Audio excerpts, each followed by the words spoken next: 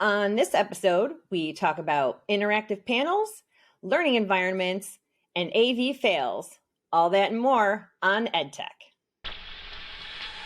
The network for the AV industry. What are you listening to? This is AV. This is AVNation. This is AVNation. This is EdTech episode 102, Failures and Foibles. Hello, AV friends, and welcome to another episode of the EdTech podcast. Today, I have with me, as always, an awesome panel of higher ed AV professionals. So we have Ernie Baily. Hi, Ernie. Hello, how is everybody? Hanging in there. And we also have with us Rob Rasberry. Hi, Rob. Hey, Aaron. How's everything going? Good as can be. And last but not least, Scott Tiner. How you doing, Scott? I'm doing well, Aaron. Thanks for having me. And hey to Ernie and Rob. Well, all right. Today we have three articles that we all took a look at, and we're going to start off with one from Commercial Integrator. It's Samsung Interactive Displays Help Transform Classrooms at Stevenson Institute of Technology. These are some really interesting panels.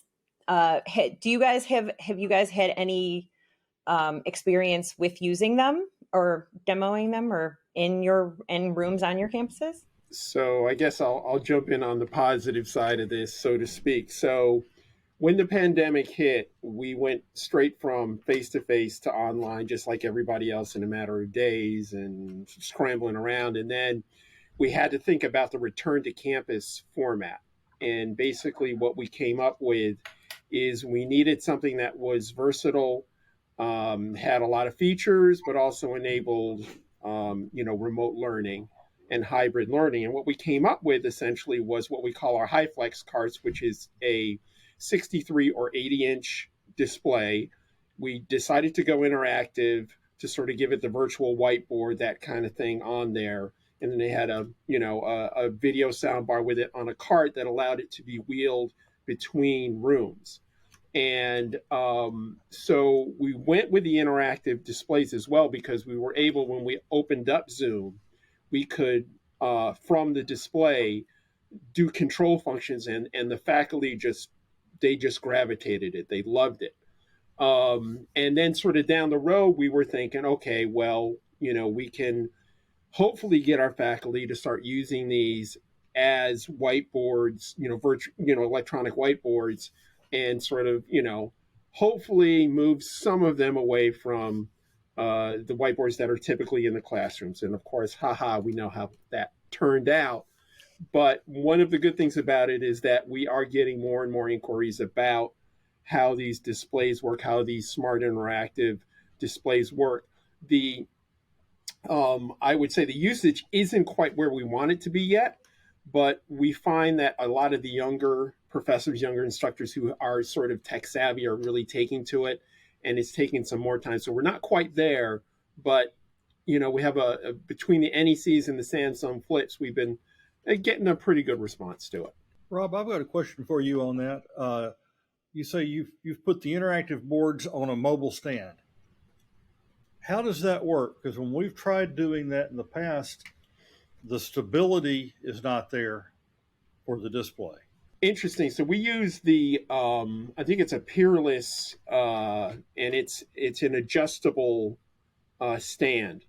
I'll have to go back and look at the model number, and it's got a very wide base. It is extremely stable. Okay. And what's great is it's adjustable. So if you have a tall instructor, they can raise it up to their height. If the instructor is not tall, they can bring it down.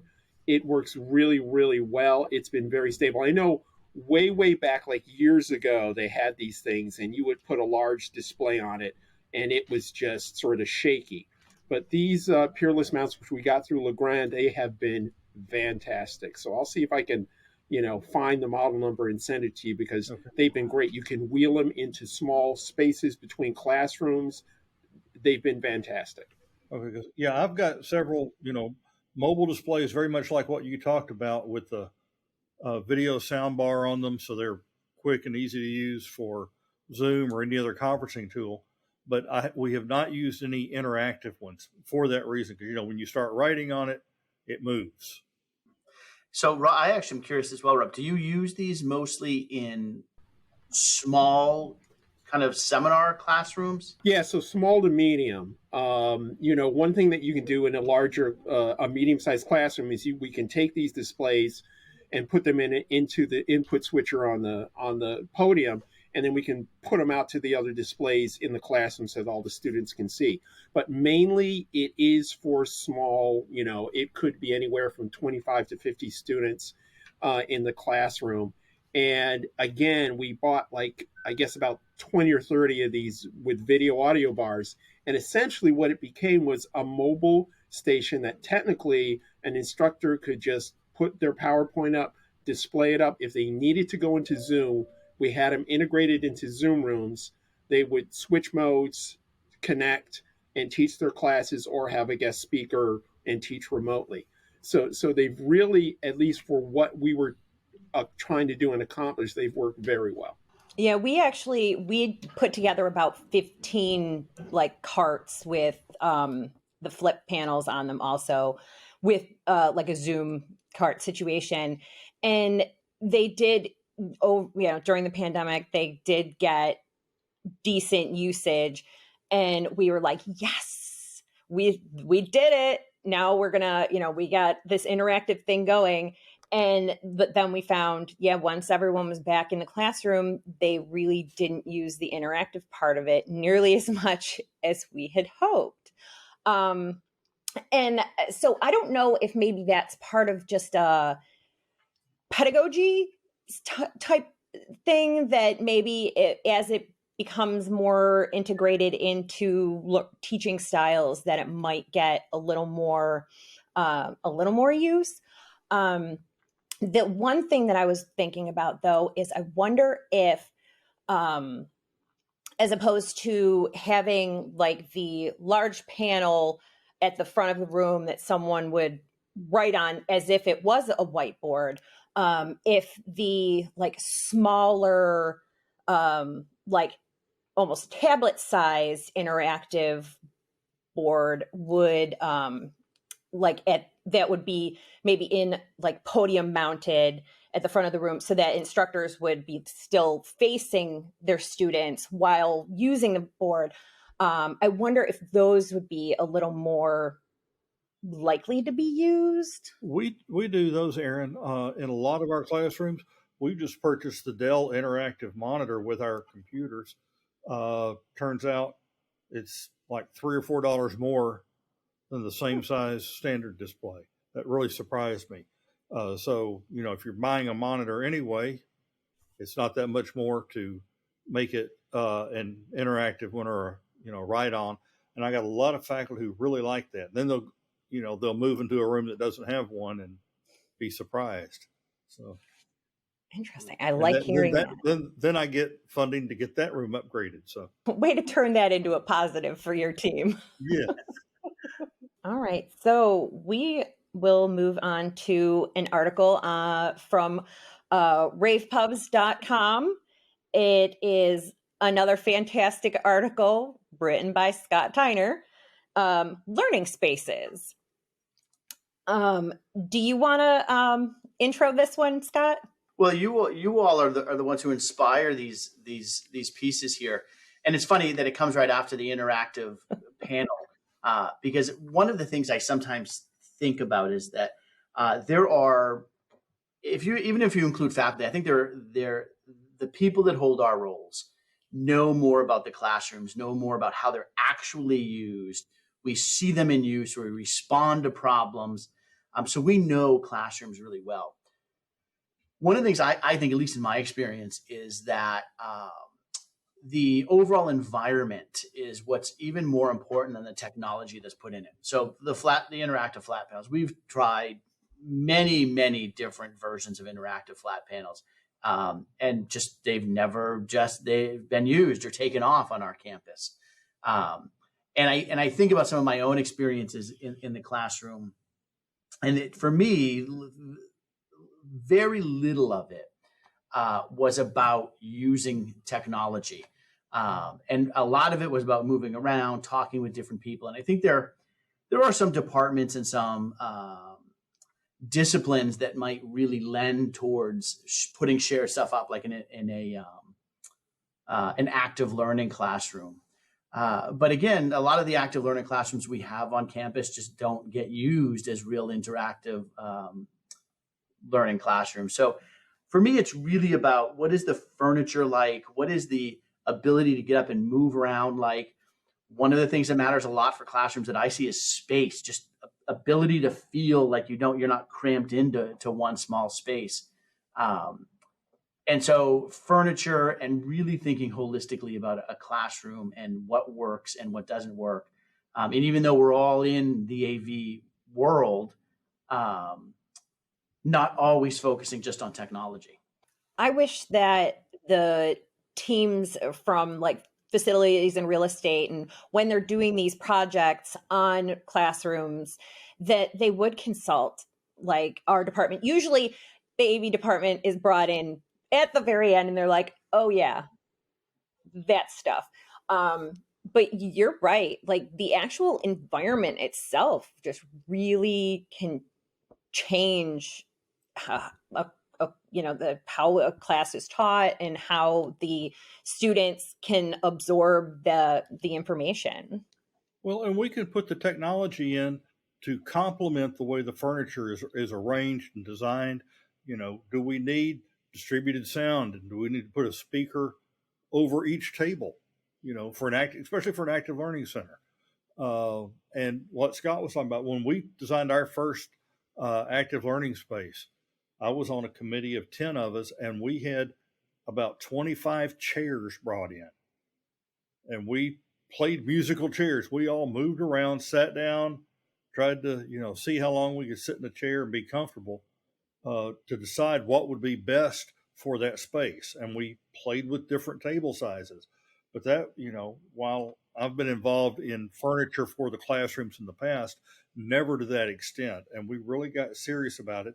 And it's kind of directed some of our other spaces as well now. Even the rooms with fixed furniture, the lecture halls and stuff, we're looking at, chairs that can rotate, 270 degrees and swing around so you can join the built-in table behind you and have little mini team-based sessions going on in those spaces. But yeah, I don't think you can really separate the technology from the furniture if you're wanting to make a successful classroom. Yeah, I would argue that probably one of the greatest inventions, or whatever you want to call it, that in the time that I've been in this field, is the node chair. That to go from a regular tablet armchair to the node chair. I'm assuming everybody's kind of seen the node chair, the little kind of round thing that it's a tablet armchair, but it's on wheels and it's comfortable and it rolls and there's a place to put your bag underneath. It's like, how many times have somebody designed a room and they put these big heavy tables and these big heavy chairs and like, well, you can move it around if you want. Nobody's ever moving that room around. But the node chair was like, oh, okay, yeah. Here we can actually meet them up face to face too. The problem we get into with those, Scott, is when we have camera presets for learning, so you can point a camera at a certain student, tie it to a microphone call button. It doesn't work when you put those node chairs out there. We have some of those in some of our classrooms. And they're becoming more popular. We were trying to get away from the tablet arm chairs because they're just a nightmare to move, to arrange, to build your technology around.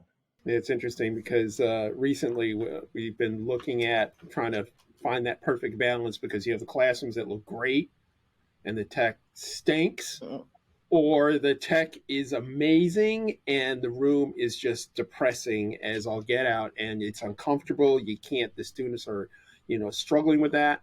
So, we're looking at different types, like furniture that is like sturdy but light, and you can it raises up and down, and you can move it around easily into your focus groups or study groups, but then you can easily wheel it and do it in a typical, standard classroom setting.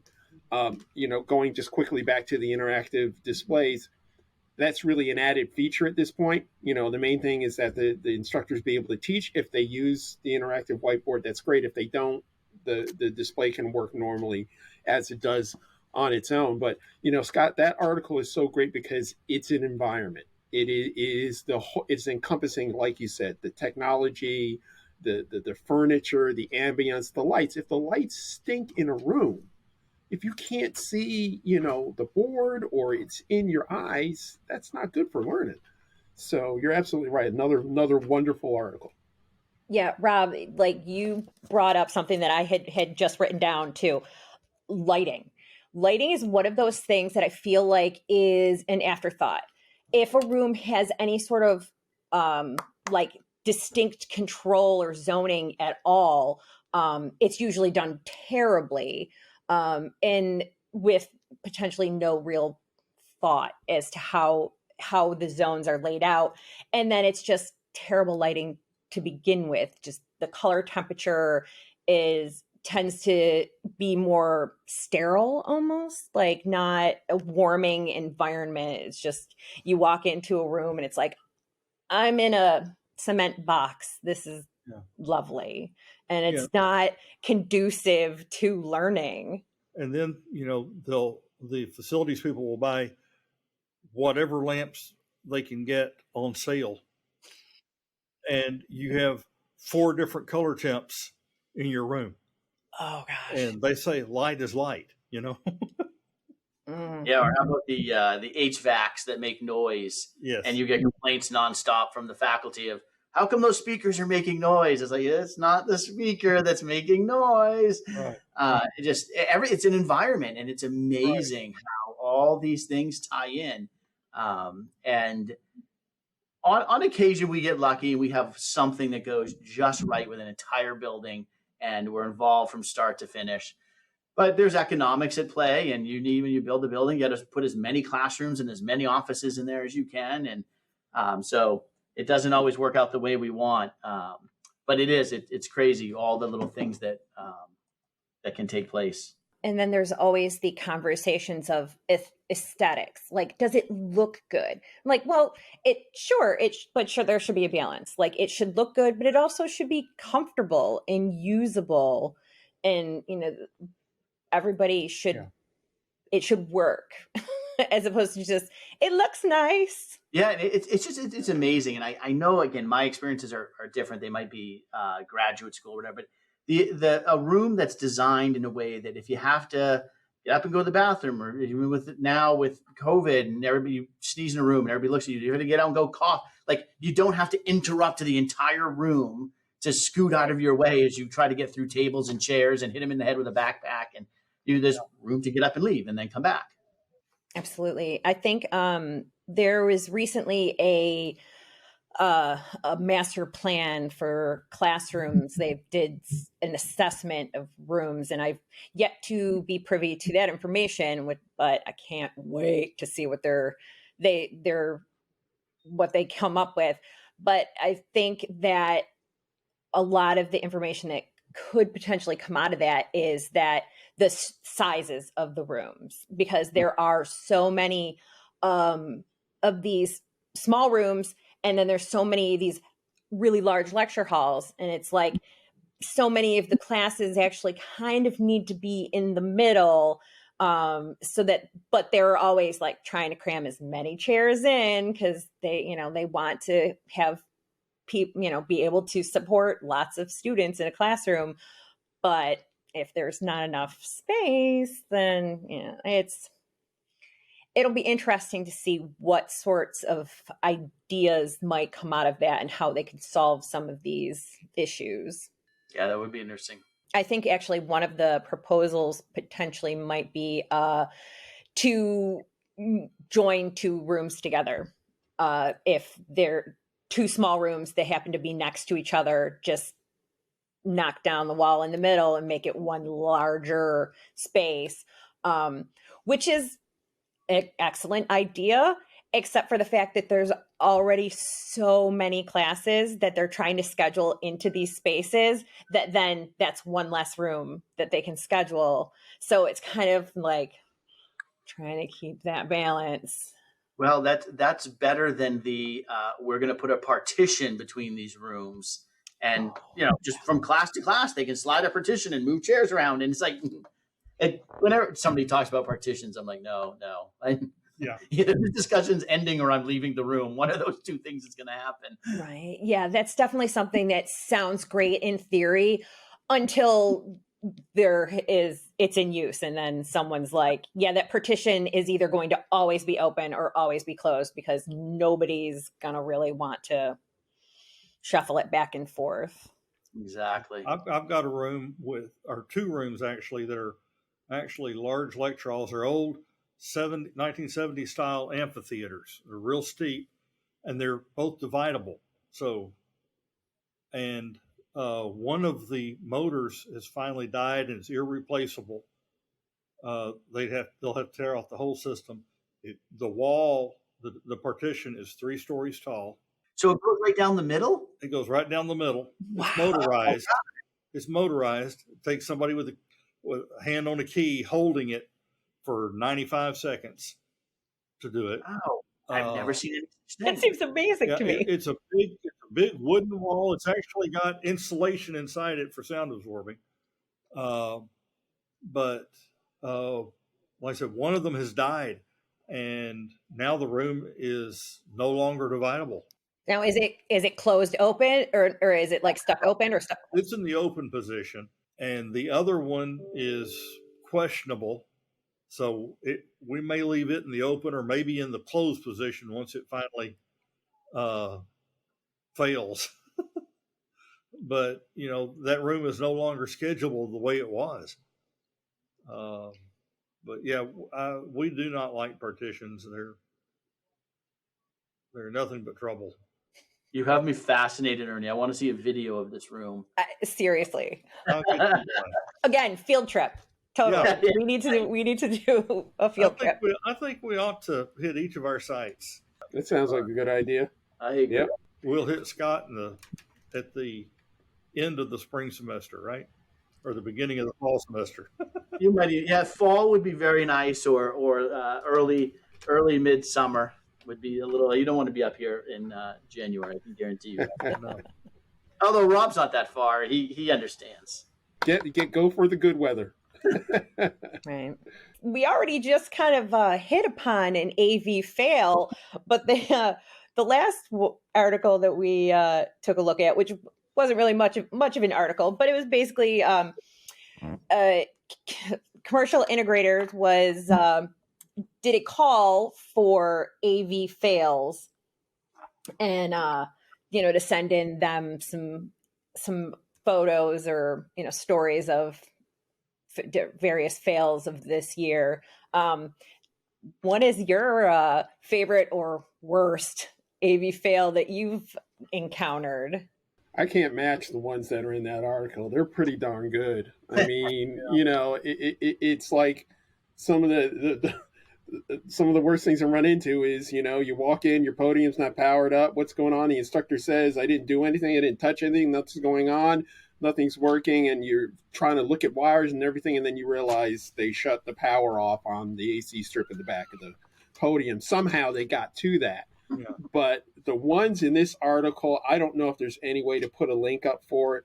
That projector duct tape one is beautiful. Yeah. I got to hand it. That's ingenuity right there. Yeah. And a lawsuit waiting to happen. But yes.